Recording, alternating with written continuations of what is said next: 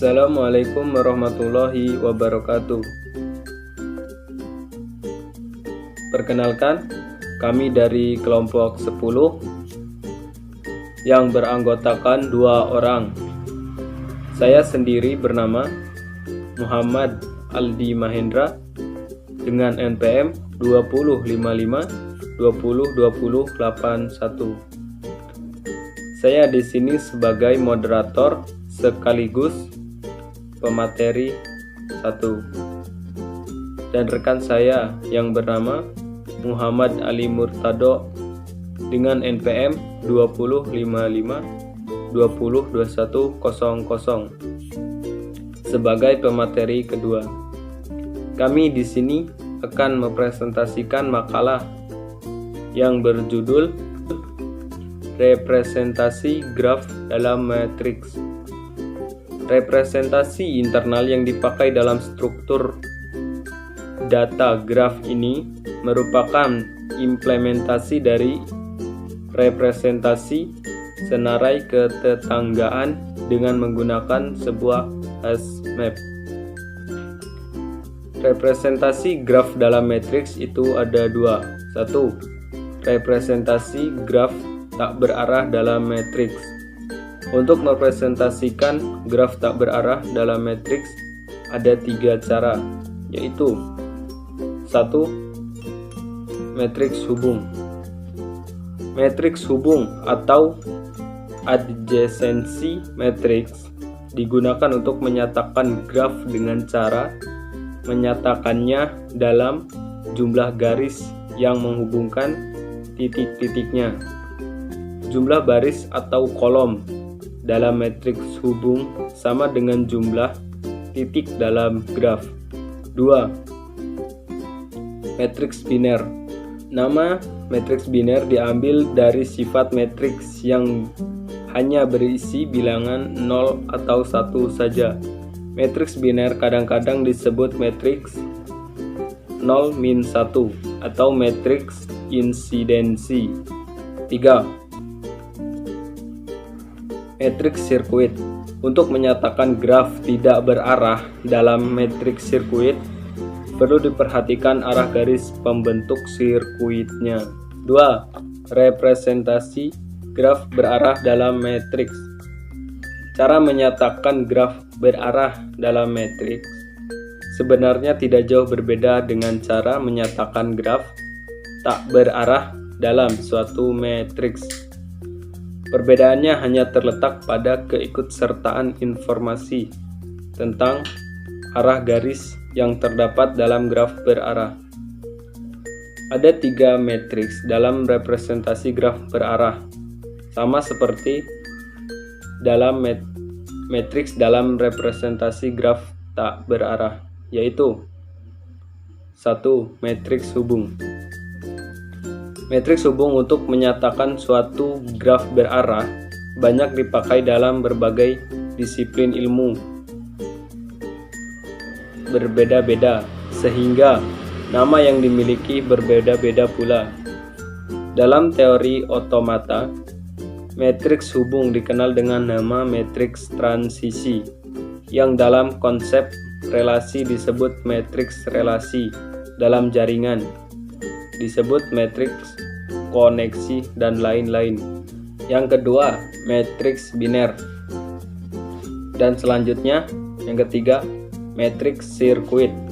Untuk menyatakan graf berarah ke dalam matriks sirkuit sama dengan pada matriks graf tak berarah dalam matriks. Perbedaan matriks sirkuit untuk menyatakan graf berarah dan tidak berarah terletak pada tanda negatif pada elemen matriks yang menyatakan bahwa garis yang bersesuaian memiliki arah yang berlawanan dengan arah orientasi yang didefinisikan. Untuk materi selanjutnya akan dibacakan oleh Mas Ali. Baik, Assalamualaikum warahmatullahi wabarakatuh. Perkenalkan, saya Muhammad Ali Murtado, NIM 2055202100, yang akan melanjutkan presentasi dari Mas Aldi. Graf planar dan graf bidang. 1. Graf planar. Graf G disebut graf planar jika G dapat digambar pada bidang datar, sedemikian sehingga sisi-sisinya tidak ada yang saling berpotongan, kecuali mungkin pada titik-titik dari sisi-sisi tersebut. Perlu diperhatikan bahwa belum tentu suatu graf yang secara kasat mata terlihat sisi-sisinya saling berpotongan tidak planar. Graf tersebut mungkin saja planar karena graf tersebut dapat digambarkan kembali dengan cara berbeda, yang sisi-sisinya tidak saling berpotongan. Jika graf yang diberikan sisi-sisinya berpotongan, maka bukan merupakan graf planar. Ada beberapa teorema dalam graf planar, yaitu 1. Teorema kurva Jordan. Kurva Jordan adalah kurva tertutup sederhana atau simple closed curve. Teorema ini pertama kali dikemukakan oleh Camille Jordan pada tahun 1838-1922 pada bukunya Cours d'Analyse yang terbit pada tahun 1887. Bukti yang ditulis oleh Jordan sendiri teramat sulit dan salah.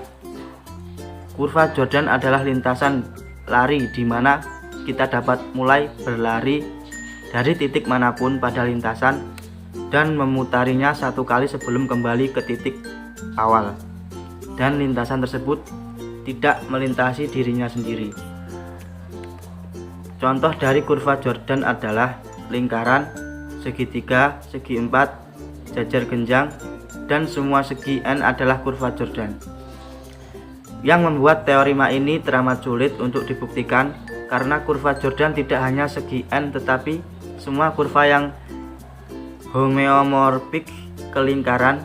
Begitu pula konsep bagian luar dan bagian dalam, meskipun secara intuitif teramat jelas bagi kita, tapi kita harus mendefinisikan secara tepat sebelum teorema tersebut dibuktikan.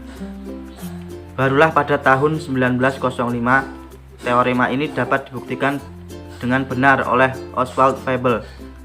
Sampai saat ini para matematikawan masih berusaha mengembangkan bukti sederhana dari teorema tersebut. Yang kedua, teorema Kuratowski.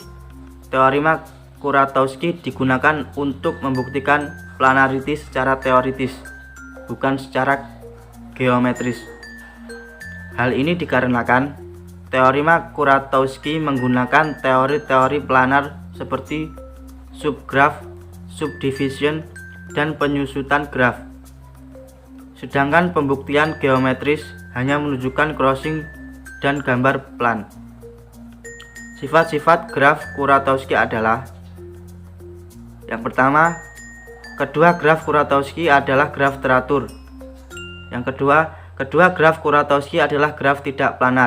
Yang ketiga, penghapusan sisi atau simpul dari graf Kuratowski menyebabkan menjadi planar. Dan yang terakhir, graf Kuratowski adalah graf tidak planar dengan jumlah simpul minimum. Dan graf Kuratowski kedua adalah graf tidak planar dengan jumlah sisi minimum.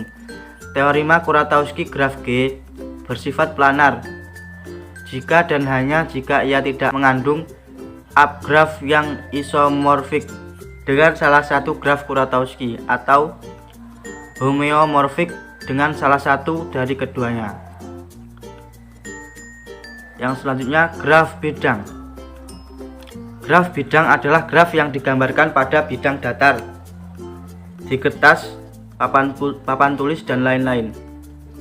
Sedemikian rupa sehingga setiap pasang sisi bertemu hanya pada simpul akhirnya jika mereka bertemu sama sekali. Graf planar yang digambarkan dengan sisi-sisi yang tidak saling berpotongan disebut graf bidang atau plane graph. Sisi-sisi pada graf bidang membagi bidang datar menjadi beberapa wilayah atau region atau muka atau disebut face. Wilayah pada graf bidang dapat dihitung dengan mudah. Kesimpulan, graf muncul pada tahun 1937 di Jerman. Munculnya teori graf dikarenakan suatu masalah yang terkenal dengan masalah 7 jembatan Königsberg. Untuk kehidupan sehari-hari, teori ini sangat berguna karena sangat bermanfaat. Contohnya dalam transportasi, ilmu komputer, riset operasi, ilmu kimia, sosiologi, dan lain sebagainya. Jika menyimak uraian tentang graf yang sudah saya sampaikan tadi, dapat kita simpulkan, graf adalah kumpulan titik dan garis. Namun, dari kedua kata itu mempunyai arti yang sangat berguna bagi kehidupan kita. Sebagai manusia, secara tidak langsung kita bisa menggunakan graf. Contohnya dalam menggambar rute tercepat dalam sebuah peta. Mungkin hanya itu yang dapat saya sampaikan. Selanjutnya saya serahkan kembali kepada Mas Aldi selaku moderator. Mungkin itu saja materi dari kami. Bila ada kata salah yang disengaja maupun tidak disengaja, kami mohon maaf. Sekian, wassalamualaikum warahmatullahi wabarakatuh.